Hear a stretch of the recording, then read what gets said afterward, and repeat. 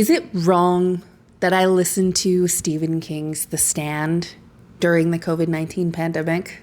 There was a morbid curiosity there. At the time, I had just finished the Dark Tower series. If you're a Stephen King fan, that is his ultimate series, and it caps off all of his concepts of like other worlds and things like that really are just his signature.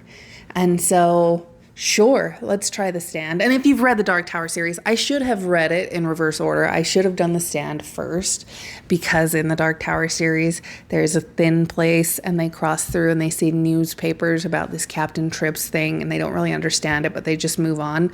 And so it's like a touch, like a nod to the universe. Early pandemic, I was looking for something else to read, and so my morbid brain decided Michael Crichton's Andromeda Strain and Stephen King's The Stand.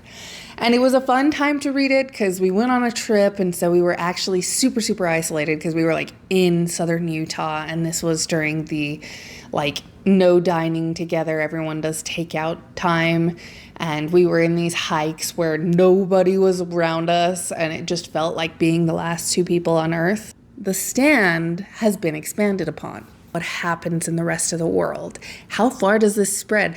Does everybody face the same things? If you were a child and your parents passed, then what?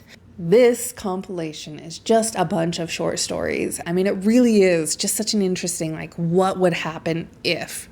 And it's kind of this metaphor, this allegory for good and evil in, biblical sense.